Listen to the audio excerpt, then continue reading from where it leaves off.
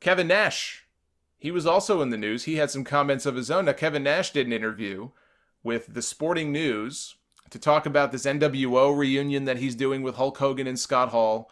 But he was also asked about The Undertaker and Triple H having a match at Super Showdown.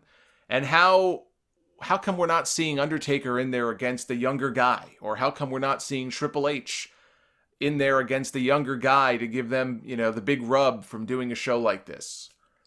And this is what Kevin Nash had to say. He said, "Nobody cares about the younger guys. When I watched SummerSlam, that Undertaker and Triple H video package caught my eye and made me want to see that match. I don't know if I want to see Roman Reigns against The Undertaker again.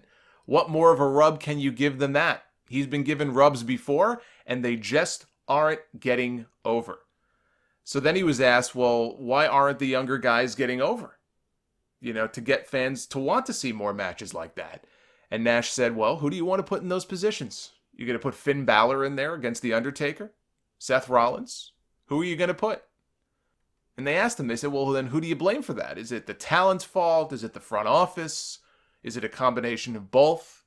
He said, I just don't think that there's going to be guys like that anymore. Those guys aren't going to have 30 years in the business. This style will not allow those guys to have 30 years. Seth Rollins already had a couple of knee operations, but he's a great worker. I just don't see these guys even lasting 20 years. Because of their bodies and the concussion syndrome, now WWE is doing concussion testing and everything else. So that's what Kevin Nash had to say. And he is not totally wrong. Undertaker, I didn't have any issue with the comments that he made that I just talked about. Nash, it's a little bit different. I don't think that he is completely wrong. I think his reasoning is flawed. He's basically saying, he's laying a lot of it here, it sounds to me like, on injuries. And guys that do crazy, insane, dangerous moves, they're not going to last very long in this business. And so that's why nobody is getting over and nobody is going to last. And I don't buy that reasoning. Yes, there are guys that will do crazy flippy shit who will probably not last very long in the wrestling business. There are always going to be people like that. There were people like that in the 80s. There were people like that in the 90s. And there will always be people like that. But his reasoning is flawed. It's not about injuries. It has more to do with the way that the company, and he's talking about WWE, so we'll keep this limited to WWE. It has more to do with the way the company books its talent, and the talent that they choose to get behind, and the talent that they choose to push. I'll use the Revival as an example.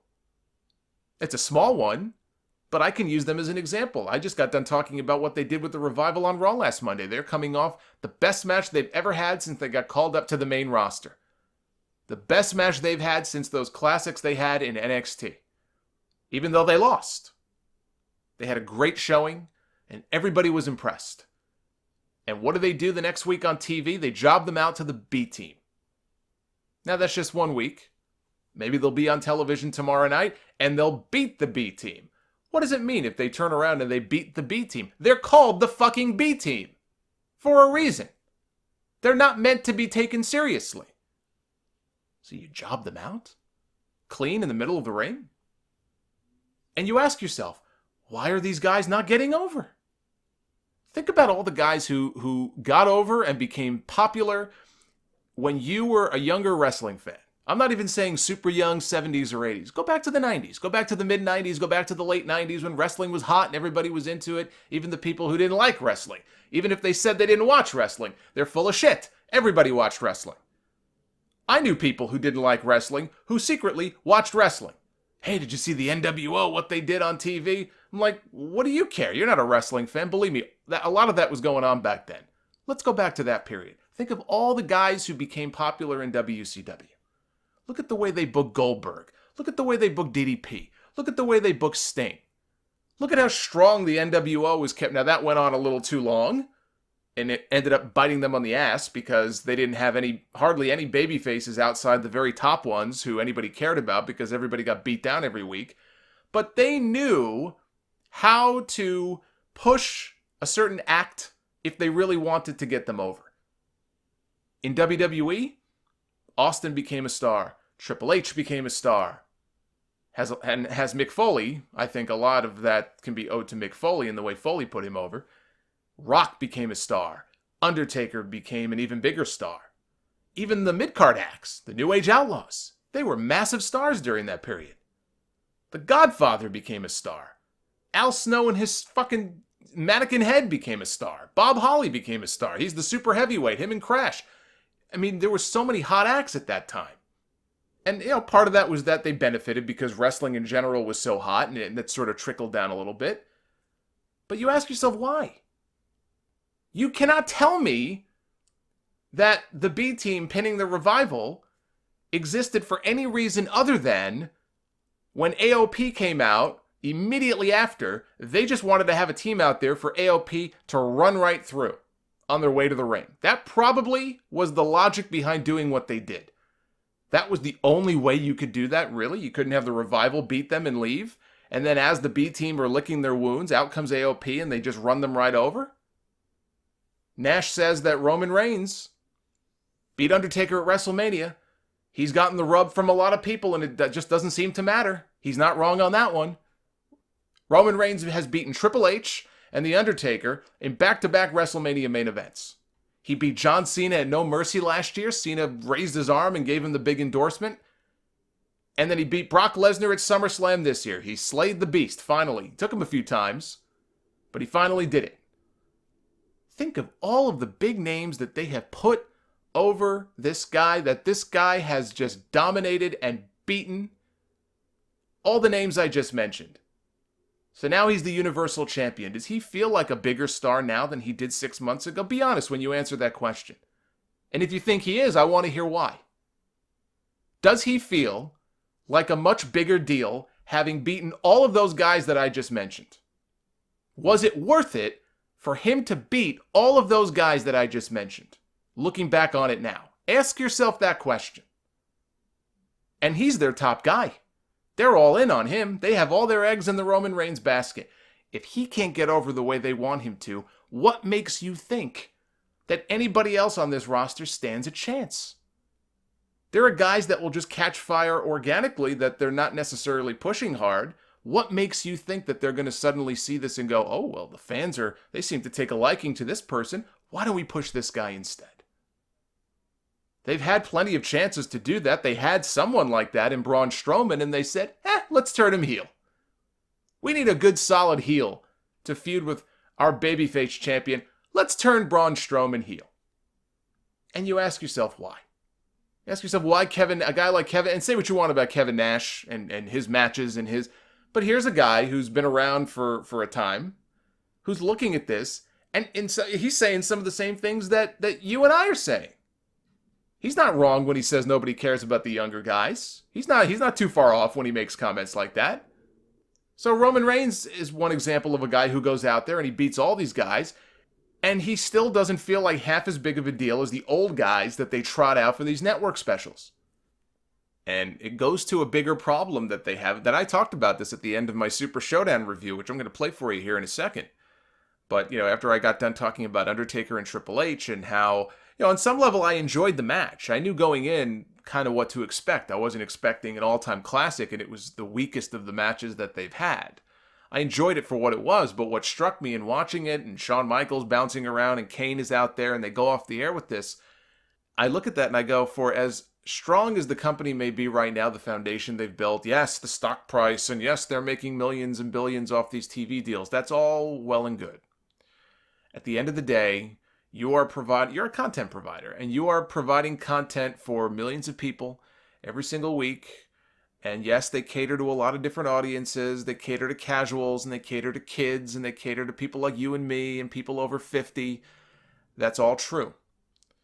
But one thing that they're going to have to be very cautious of going forward is that when they have special shows like this, if they feel that they have to have the old guard come back and they have to build an entire show like this around Undertaker and Triple H, it wasn't just the match.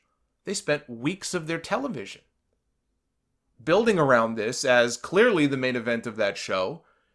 Raw many weeks went off the air with some kind of segment or interaction involving Shawn Michaels and The Undertaker and Triple H, and everything else and everyone else just felt like they were taking a back seat. including Roman Reigns and Braun Strowman and the supposed big top stars on Monday Night Raw, everybody felt like they just felt inferior. They felt less than when it came to this other stuff with the legends that was going on. People, in some cases, I don't doubt, were only tuning in to see what was going to happen with The Undertaker and Shawn Michaels, and then if it was in the middle of the show, they probably immediately tuned out. And that problem is not going to go away. But I said this in my Super Showdown review, where you got to be careful about building events and building main events and building things around the old guys. There's a place for them. I don't want to see them just vanish and go away, but you have to strategically use them in a way that hopefully in the end will help enhance the current roster and will help rub off a little bit on at least some key younger guys that you have targeted and said, okay, these are the 4 or 5 people or whatever it is that we want to build around, or that we think could really get to a level where they could be, the future top stars like Triple H and Shawn Michaels and The Undertaker were for us, way back when. You can't just build these shows around the old guys and try to pop a number or try to pop a rating and then wonder, well, how come the fans aren't really getting behind the younger guys? How come they're not getting behind Roman Reigns and they're not getting, and there's a lot of reasons for that, but you know what I mean? Like, I'm speaking as a fan now. I look at these two very distinctly different groups of stars, the stars of then and the stars of now. And I like the stars from the current roster that I like. But if you were to say to me, which one of the full-time, we're not even going to count Brock Lesnar because he would be the closest thing, but he ain't full-time. I don't know what deal he is. If he's coming back for one match, that may be it. But I look at the current roster, full-time, Raw and SmackDown, and if you said to me, as somebody who's been watching the product for as long as you've been watching it for, who stands out to you as being the closest thing to one of these guys, or just who stands out to you as being truly special? Somebody that you would stop what you're doing to make sure that you watch their segment, or you tune into what they're doing. For me, the closest thing to that of late would probably be Becky Lynch, but putting that on the side here, looking at the male talent at least, I don't have an answer for you. I like AJ Styles, but he doesn't come off to me that way. I like Samoa Joe. He doesn't come off to me that way either. Roman Reigns doesn't come off that way to me. Braun Strowman, maybe he could have had they kind of gone in a different way with him, but he doesn't. Seth Rollins doesn't. Dean Ambrose doesn't. None of them do. And these are guys in some cases that have been on the roster now for a number of years. Dolph Ziggler's been featured in the main event scene on Raw now the past few months, and he's been in this company over a decade now. How many start and stop pushes did he get? Do you really want me to go on a rant about his career in this company?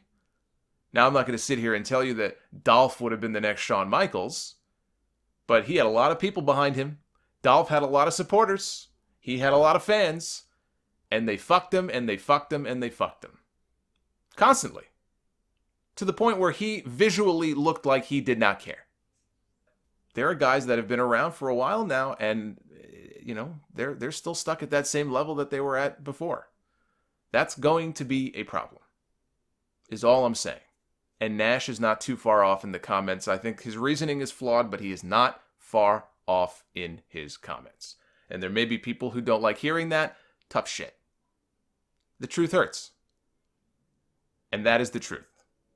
You don't have to like it, but I think the quicker that the company recognizes that, maybe they don't want to, maybe they hear people like Kevin Nash and they think, oh, he's just a bitter guy. He's a bitter guy. Maybe that's what they think. Maybe they're just going to turn a blind eye to it. Well, as long as they continue to do that, nothing's going to change.